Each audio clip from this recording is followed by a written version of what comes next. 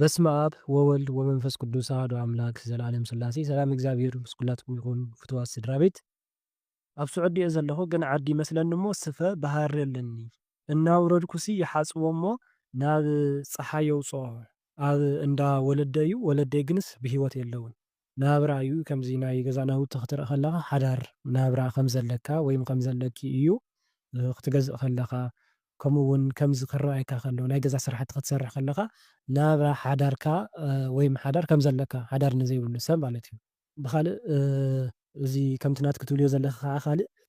ናፍቆት እዩ በቃ ብሂወት ስለዘየለው ናይ ቀደም ስለትዝክር እዮ ከምኡ ከዓ ስደት እንተሃሊኺ ዓድኺ ስለትዝክሪ ንዓድኺ ስለትናፍቂ ንገዛኺ ነታ መረበትኪ ንወለድኺ ስለትዝክር እዮም ስለትናፍቅ እዮም እዚ ክትርእዮ ዘለኺ ማለት እዩ ካልእ ከዓ ትምኒ ስለ ዘለኪ ዓደይ መፅእ ናብራ ክገብር ናብራ ሓዳር እንድሕር ዳ ሃሊካ ከዓ ገዛይ ክእክብ ክስብስብ ዝብል ትምኒት ሓሳባት ስለ ዘለኪ ወይም ትምኒት ስለ ዘለኪ ክትርእዮ ዘለኺ እግዚኣብሔር ኣምላኽ ከዓ ናብ ዓድኺ ከም ዘብቅዐኪ እዩ እሞ እዚ ይመስል ሓድሽ ገዛ ምእታውስ እንታይ እዩ ሓድሽ ገዛ ምእታው ማለት ናብ ሓድሽ ዝኾነ ሂወት ወይም ሓዳር ዘይብሉ ሰብ ናብ ሓዳር ምእታው ዓለማዊ ዝኾነ ሰብ ናብ መንፈሳዊ ሂወት ምእታው ናብ ሓድሽ ምዕራፍ ምስግጋር ወይም ናብ ሓድሽ ሂወት ምእታው እዩ ኣነ ኣብ ስደት እየ ዘለኹ ኣፍቃሪት ድማ ኣብ ትግራይ ኣላ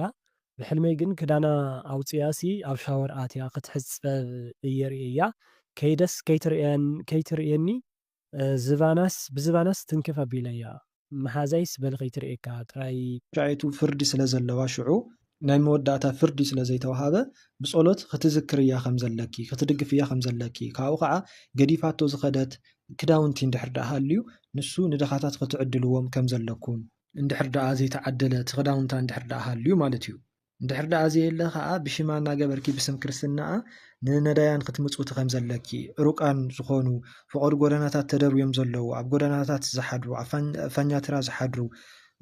ጎደና ሓደር ዝኾኑ ሰባት ነዳያን ንኩሎም ብስም ናታ እንዳገበርኪ ክዳን ክትገብርሎም ግድን ናይ ዝበዝሐ ተዘይኮነሲ ዝተወሰነ ሰብ ማለት እዩ ኣብ ቁሪ ወዲቆም ዝርከቡ ኮቦርታ ክተልብስ እዮም ወይም ክዳን ክተልብስ እዮም ከም ዘለኪ እዩ ብኡ ክትድግፍ እያ ትኽእሊ ብኡ ኢና ፍቅርና ክንገልፅ ዘለና ማለት እዩ እና ፅቡቅ ንዝገበረ ከዓ ዳሕራይ ፅቡቅ እዩ ዝፀንሖ ንዓኹ እውን ዓብይ ኣስቢ ዓብይ በረከት ክትረክብሉ ኢኹ ማለት እዩ መንእሰይ ወዲሲ ንማህለል ይብለኒ ግን ዘይንምህለል ብዙሓት ቆልዑ ምሳና ነይሮም ኣብ ሓደ ገዛ ይኣቱ ኣንስቲ ዘለዎ ሓደ ነቲ ካብኣተን ክልተ ወረቐት ፅሑፍን ማህተም ዘለዎ ትህበኒ ሓደ ሰበይቲ እስኪ ክሪኦ ትብላ ኖ ናታ እዩ ትብል ትህበኒ ኣንብብለይ ምርዳእ ኣብይኒ ይብላ ትኹሪ ኣይሕግዘክን ትብለኒ እቲ መንእሰይ ወዲ ትብልዮ ዘለኺ ሓላዊ መልኣክ ወይ ከዓ ዝሕልወቂ ፃድቕ እዩ መልኣክ እዩ ዘይንምህለል ዝብለክ ዘሎ ከዓ ጸሎት ዘይትገብሪ ጸሎት ንግበር ከም ዝሓግዝኒ ክሕግዘኪ ማለት እዩ ስለዚ ጸሎት ግበር እሞ ተንስኢ ንጸሎት ተልዓል እሞ ኣነ ከዓ ጸሎት ክዕርገልኪ ይብለኪ ከም ዘሎ ንኣምላኽ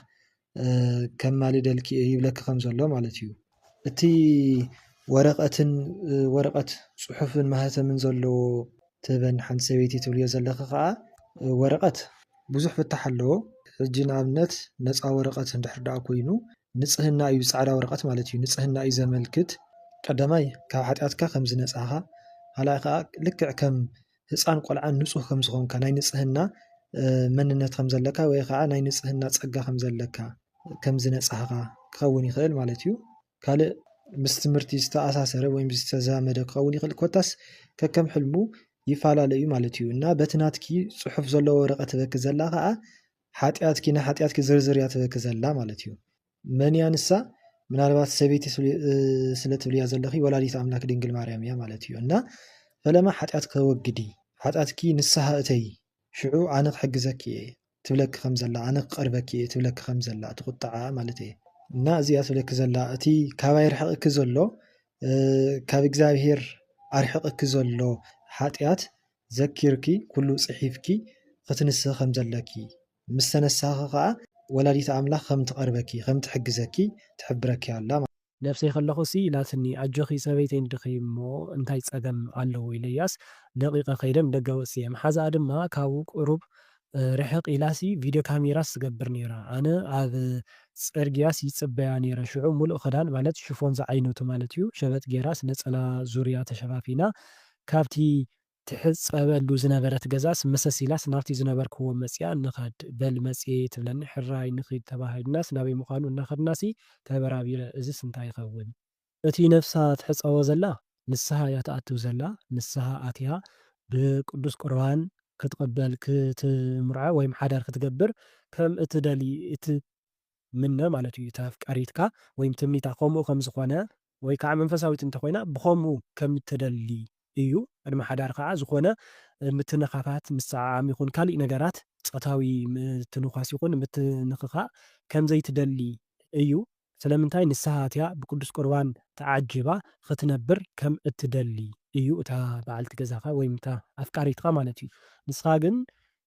ቁሩብ ናይ እምነት ምንኣስ ድዩ ዓለማዊ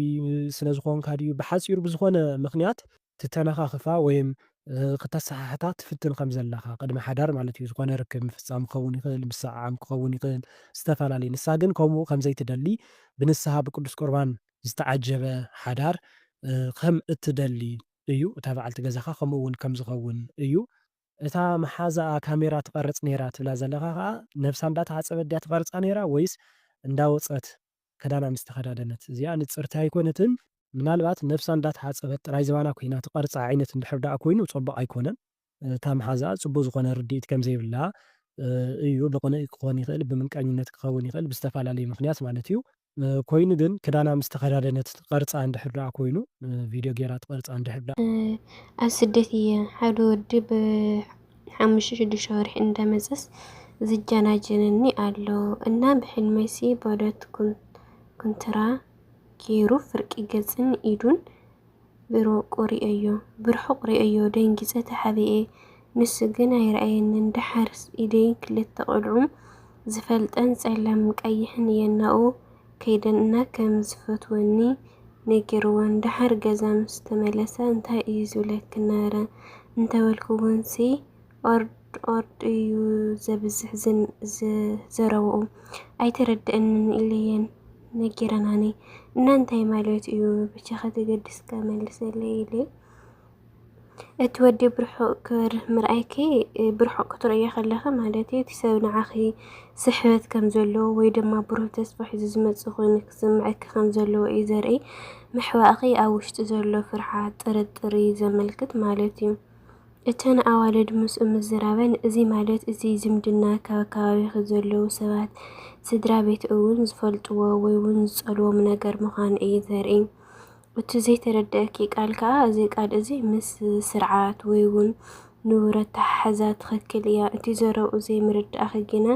ካብቲ ዝምድና ዘሎ ናይ ምርዳእ ፀገም የመልክት። ብሓፈሻ እቲ ሕልሚ ጥንቃቐ ይሃሉኺ እቲ ሰብ ፅቡቕ ይመስል እምበር ገና ብሕዎ